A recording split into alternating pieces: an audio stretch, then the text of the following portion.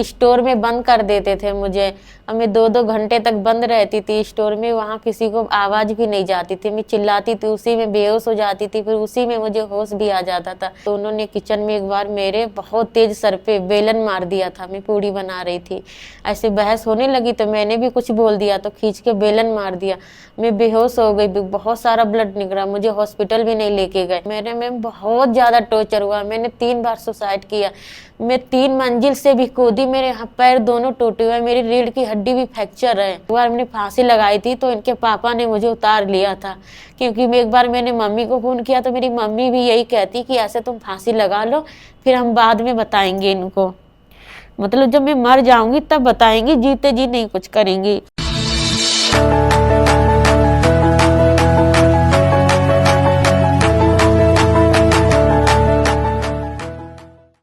So hello everyone, welcome back to our channel माइका वही माँ का घर। तो वीडियो को शुरू करने से पहले एक गुजारिश है कि प्लीज़ आप हमसे शादी या अडॉप्शन के लिए, मतलब कि बच्चा गोद के लिए संपर्क ना करें।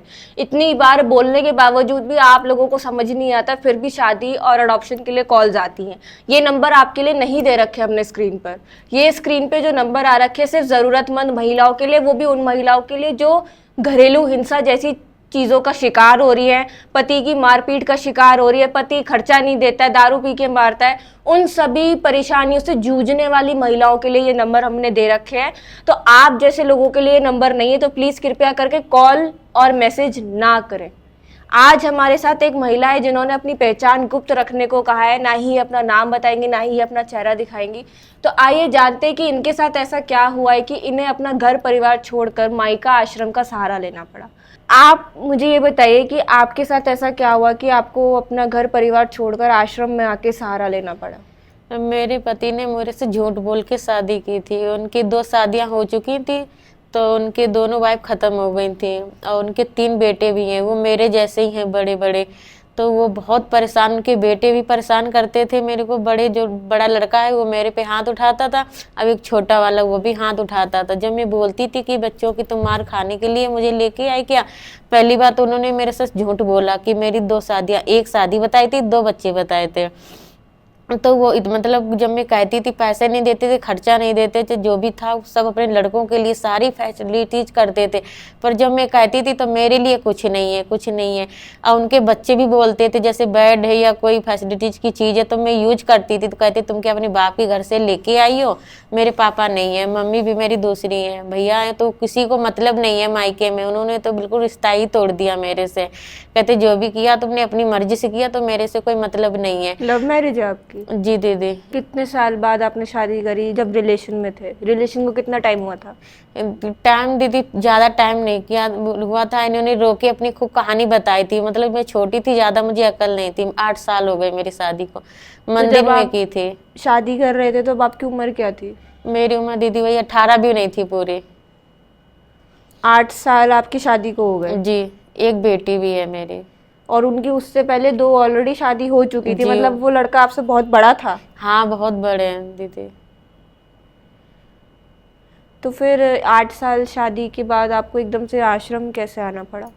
8 साल तक दीदी मुझे तो यहाँ का पता नहीं था। मैं 8 साल से उनका टॉर्चर ही बर्दाश्त कर रही थी। उन्होंने इतना बुरा किया मेरे साथ, हद से ज़्यादा। स्टोर में बंद कर देते थे मुझे, और मैं 2-2 घंटे तक बंद रहती थी स्टोर में, वहाँ किसी को आवाज़ भी नहीं जाती थी। मैं चिल्लाती थी, उसी में बेहोश हो जाती थी, फिर उसी में मुझे होश भी आ जाता था अपने आप ही। मैं पानी मांगती थी, गेट खटखटाती थी, कोई नहीं सुनता था मेरी। फिर ऐसे में रहती रही। फिर जब मैं ज़्यादा बोलती थी तो उन्होंने किचन में एक बार मेरे बहुत तेज सर पे बेलन मार दिया था। मैं पूड़ी बना रही थी, ऐसे बहस होने लगी तो मैंने भी कुछ बोल दिया तो खींच के बेलन मार दिया। मैं बेहोश हो गई, बहुत सारा ब्लड निकला, मुझे हॉस्पिटल भी नहीं लेके गए। फिर नीचे एक आंटी रहती थी, उन्होंने कहा बेटा इसको हॉस्पिटल तो ले जाओ। फिर वो इसलिए नहीं ले गए कि पुलिस केस हो जाएगा। मेरे 3 टाँके आए थे। फिर वो ऐसे जल्दी जल्दी से उन्होंने कड़वे तेल से सारा मेरा ब्लड साफ कर दिया। उसके बाद फिर 2 दिन बाद मुझे लेके गए हॉस्पिटल। तो 2 दिन बाद लेके गए? 2 दिन बाद, तुरंत नहीं लेके गए कि पुलिस केस हो जाएगा। बच्चों को ये सिखा दिया। मैं बिल्कुल मरने के सीरियस पे थी, बोले तुम मर जाओगी तो कोई। मेरे में बहुत ज़्यादा टॉर्चर हुआ। मैंने 3 बार सुसाइड किया। मैं 3 मंजिल से भी कूदी, मेरे पैर दोनों टूटे हुए, मेरी रीढ़ की हड्डी भी फ्रैक्चर है। और एक बार मैंने तो नस भी काटी थी, मेरा पूरा हाथ कटा हुआ है। और पर मैं तब भी नहीं मरी। एक बार मैंने फांसी लगाई थी तो इनके पापा ने मुझे उतार लिया था, क्योंकि एक बार मैंने मम्मी को फोन किया तो मेरी मम्मी भी यही कहती कि ऐसे तुम फांसी लगा लो, फिर हम बाद में बताएंगे इनको, मतलब जब मैं मर जाऊंगी तब बताएंगी, जीते जी नहीं कुछ करेंगी। फिर 2 दिन बाद मुझे लेके गए और फिर भी मुझे सिखा दिया कि तुम बोल देना। तो 2 दिन तक बहुत प्यार से रह के बोल देना। मैं बाथरूम से फिसल गई। फिर डॉक्टर ने पूछा कैसे हुआ, तो मैंने कहा डॉक्टर मैं बाथरूम नहा से निकली थी, फिर मैं फिसल गई थी। फिर 3 टाँके आए, बोले तुमने बहुत देर कर दी, इसमें अगर थोड़ी सी और देर इन्फेक्शन फैल जाता। बहुत सारा 3 टाँके लगाए उन्होंने। उसके बाद भी फिर थोड़ा दिन सही से रहे, उसके बाद भी बहुत परेशान करते थे उनके लड़के भी, वो भी सब लोग। और उनके परिवार में भी मैं उनकी बहनों से बोलती थी, उनकी बहन कोई नहीं। एक तरीके से उन्होंने मतलब उसके लिए रखा है समय, अपनी नौकरानी के लिए। हाँ और ये बस सब टाइम पास, अयासी वगैरह जो भी होता है वही। फिर मुझे यहाँ के बारे में पता चला, फिर मैं यहाँ पे आ गई। यहाँ पे तो बहुत अच्छा है, सब कुछ बहुत सुकून है, शांति है। तो आप अपनी बेटी के साथ यहाँ आए हो? जी दीदी, बेटी के साथ नहीं, बेटी तो वही है, उनके पास ही है। तो बेटी फादर से ज्यादा प्यार करती है? हाँ, बेटी को भी मेरे खिलाफ बहुत भड़का दिया। वो अपने पापा के पास ही रहती है। कितने साल की है बेटी? 5 साल की हो गई है। 5 साल की बेटी को भड़का के रखा है? हाँ, कहते तुम्हारी मम्मी मर गई, जो उनकी बीवी मर गई है ना, तो उनको बताते हैं कि वो तुम्हारी मम्मी है। एडमिशन में जो एडमिशन करवाई उसमें मेरा नाम नहीं लिखवाया, मृत्यु प्रमाण पत्र बनवा के उनकी अपनी पहली वाइफ, दूसरी वाइफ का नाम लिखवाया है। तो आपने कभी पुलिस वगैरह में जाने की कोशिश नहीं करी? मैंने पुलिस के पास एक बार गई थी, तो उन्होंने इतना ज्यादा मतलब पुलिस को वो बता दिया, तो वो मेरे को ही वही सुनाने लगे पुलिस वाले। आपने चोटें नहीं दिखाई कि इस तरीके से मुझे मारता है? मैंने दिखाई थी चोटें। फिर मैं महिला थाने भी गई थी, तो उन्होंने कहा कि इनको मैं जेल में रख सकता हूँ, सारा परिवार चला जाएगा, तुम्हारी सुनी जाएगी। पर मुझे इतना पता भी नहीं था कि मुझे कहाँ जाना कहाँ पे नहीं। तो उन्होंने कहा फिर तुम इनके घर पे रह नहीं सकती हो। पर मेरे रहने का कहीं ठिकाना ही नहीं था। मैं कहाँ जाऊंगी, अगर केस भी कर दूंगी तो मैं जाऊंगी कहाँ, कहाँ रहूंगी। मतलब बहुत ज़्यादा मैंने एक बार जहर भी खाया। और यहाँ रहते हैं तो मुझे छोड़ के चले जाते थे बच्चों को लेके। अपने 2 बच्चे रहते हैं उनके साथ में, 2 तो जॉब करते हैं बड़े वाले, लेके चले जाते थे। 1 पैसे भी नहीं दे के जाते थे। मैं ऐसे भूखी प्यासी ऐसे रहती थी। फ़ोन करती थी तो फ़ोन भी नहीं उठाते थे मेरा, कि मैं कुछ हेल्प, कभी तबीयत खराब हो गई तब भी नहीं। पड़ोस की औरतों ने ऐसे उधार सामान लिया उनसे मैंने। फिर जब वो पैसे मांगने लगी तो उनसे मना कर दिया कि तुम उधार सामान देती क्यों हो, अब मत देना। और फिर इसी चक्कर में मैंने जहर भी खा लिया। फिर पड़ोस की औरतों ने फ़ोन किया कि तुम्हारी बीवी ने यहाँ पे जहर खा लिया। तो उनसे भी बोली मेरे पास फ़ोन नहीं करो, हम तो सही सलामत छोड़ के आए हैं, वो जिए मरे मेरे से कोई मतलब नहीं। एक बार ये नहीं बोला कि तुम हॉस्पिटल लेके चले जाओ। ऐसे मुझे बहुत सारी मोमेंट होती रही। फिर डॉक्टर ने भी दवा नहीं दी, बोले इनको हॉस्पिटल लेके जाओ तो थोड़ी ज़्यादा सीरियस है, ऐसे कोई दवा नहीं देता, पुलिस केस भी बन सकता है। पर फिर मुझे पड़ोस की महिलाएं सरकारी हॉस्पिटल में लेके गई, वहाँ ग्लूकोज वगैरह चढ़ा, मोमेंटिंग कराई, तब मैं सही आई घर। फिर उसके 2 दिन बाद आए, तब उनकी दुकान वालों का पेमेंट वगैरह किया, बहुत ज़्यादा परेशान किया। अब तो मैं उनको चेहरा भी नहीं देखना चाहती। तो कितना टाइम हो गया आपको आश्रम में रहते हुए? मुझे मैम 2 महीने हो गए। 2 महीने हो गए। तो मैं आपसे ये पूछना चाहूँगी, आज हमारे साथ बहुत सी महिलाएं ये बोलती है कि हम यहाँ पे रख के गलत कार्य करवाते हैं या हम फ्रॉड है। तो आपको ऐसा कहीं पे भी लगा कि हम ऐसा कुछ नहीं है? बिल्कुल नहीं। जो बोलते हैं वो बहुत गलत बोलते हैं। यहाँ पे तो बहुत अच्छा है सब कुछ। यहाँ से सेफ्टी ज़्यादा कहीं हो ही नहीं सकती है, बहुत सेफ है हद से ज़्यादा। आपसे किसी भी प्रकार के पैसे लिए गए यहाँ पे रहने के लिए? नहीं, कोई पैसा नहीं मैम। और जैसे आपका खाना पीना या कोई मेडिसिन वगैरह है, उसके लिए भी कोई पैसे चार्ज करता है आश्रम? नहीं, कोई नहीं, सारा कुछ यहीं से मिलता है। यहाँ तक कि पैड वेड सब यहाँ पे मिलते हैं, सब कुछ। 3 टाइम का खाना, अच्छा रहना, कपड़े, हर चीज़, चप्पल से लेके हर चीज़ मिलती है। तो मैम मैं आपसे एक आखिरी बोलना चाहूँगी कि आप अपनी जैसी महिलाओं को क्या बोलना चाहते हैं जिससे कि वो अपने घर में, जैसे आपने 8 साल जुल्म सहा, तो वो जुल्म ना सह के अपने लिए आवाज़ उठाए, आप उनके लिए क्या बोलना चाहते हैं? मैं उनके लिए यही बोलना चाहती हूँ कि घर पे बिल्कुल भी परेशान होने की ज़रूरत नहीं है। आदमी को सहने की कोई ज़रूरत नहीं, उनके हवस का शिकार नहीं बनना है। जब मर्जी करते हैं तब यूज कर लेते हैं, फिर लात मार के छोड़ देते हैं।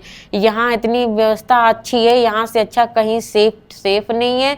और और यहाँ से अच्छा कोई फैसिलिटीज घर पे भी नहीं होती है। बच्चों के लिए तो और भी अच्छा है, यहाँ आके रह सकती हैं सारी बहनें या जो भी हो। यहाँ बहुत अच्छा सब कुछ है। जो वो लोग बोलते हैं वो तो महामूर्ख, बहुत बदतमीज लोग हैं यहाँ के बारे में जो गलत बोलते हैं। तो आपने खुद सुना कि ये महिला 2 महीने से आश्रम में रह रही है, तो जो आप लोग हम पे सवाल उठाते हो, आरोप लगाते हो, इतने घटिया घटिया आरोप लगाते हो, तो ऐसी अगर हम गलत कार्य कर रहे होते तो आज भी महिलाएं नहीं आके रह रही होती। आपने हमारे यहाँ पे भी देखा होगा कि आए दिन रोज केस सॉल्व भी होते हैं और नई नई महिलाएं भी आती हैं जी दीदी, और केस भी सॉल्व होते हैं। तो ऐसी महिलाएं नहीं आती और ना केस सॉल्व होते अगर हम फ्रॉड का काम कर रहे होते या हम कुछ गलत कार्य करवा रहे होते। तो आप अपनी सोच ना अपने पास ही रखिए, हमारे तक मत लेकर आइए अपनी सोच, क्योंकि हम कर रहे हैं 30 सालों से ये काम। हम अगर काम कर रहे हैं तो अगर हम कहीं पे भी ये कमेंट देखते ना, तुम तो गलत कार्य करवाते, तुम तो मानव तस्करी का काम करते हो, तुम तो ये, तो हमें भी ना कहीं बाकियों का नहीं पता मगर मुझे कहीं ना कहीं बहुत बुरा लगता है कि यार मैं इतनी मेहनत कर रही हूँ, मैं क्या, अविनाश भैया इतनी मेहनत कर रहे हैं, मैं पूरा सोशल मीडिया देखती हूँ, और हम इतनी मेहनत करने के बावजूद अगर ये चीजें हम पे आरोप लग रही है, तो देखो मेरे घर पे अगर कोई उंगली उठाएगा, मैं किसी और की कुछ नहीं कह सकती, मगर मैं ऐसी हूँ, अगर मेरे घर पे कोई उंगली उठाएगा, क्योंकि ये मेरा घर है, मेरे घर पे कोई उंगली उठाएगा तो मेरे से बर्दाश्त नहीं होगा। मेरी टोन भी ऊंची होगी, मैं गलत भी बोल सकती हूँ, मैं गुस्सा भी कर सकती हूँ, क्योंकि कई लोग बोलते हैं कि मैं लाइव पर आती हूँ तो मैं गुस्सा हो जाती हूँ। मेरा गुस्सा होने का कारण सिर्फ यही होता है कि आप लोग नहीं, कुछ लोग बहुत गलत बोल जाते हैं जो ठेस पहुंचती है सीधा दिल को, और फिर वो लाइव पर आके कहीं ना कहीं एक गुस्से के रूप में आपके सामने फूटता है। मैं चाहती हूँ कि आप लोग जो हमारी सेवा है, अगर आप कुछ नहीं देना चाहते, आप कुछ सहयोग नहीं करना चाहते, आप गलत सोचते हो, कुछ भी करते हो, कमेंट मत करिए, आप अपनी सोच अपने तक ही रखिए, क्योंकि उस कमेंट से ना हमारा दिल बहुत दुखता है कि हम इतना सब कुछ करने के बावजूद भी हमें इतनी गालियां पड़ रही हैं। आज अगर हम ये आश्रम नहीं चला रहे होते, इन्होंने खुद ही बोला कि मैंने 3 बार सुसाइड करने की कोशिश करी, अगर ये चौथी बार कर लेती तो एक इंसान की जिंदगी चली जाती। तो हम सुसाइड को बढ़ावा ना देते हुए उन सुसाइड्स रेशियो को हम कम कर रहे हैं, आप इस चीज को भी समझिए प्लीज। तो प्लीज आप लोग अपने नेगेटिव कमेंट्स अपने तक ही रखिए, टाइप करके हमारे तक मत पहुंचाइए। और अगर आपको वीडियो अच्छी लगी हो तो लाइक और शेयर करिएगा, और जो भी ज़रूरतमंद महिलाएं हैं जो घर में रह के जूझ रही हैं इन सब चीज़ों से, तो प्लीज़ आप इन सब चीज़ों से मत जूझिए, जुल्म के खिलाफ आवाज़ उठाइए, क्योंकि अब वक्त आपका है। और चैनल को सब्सक्राइब करना मत भूलिएगा। धन्यवाद।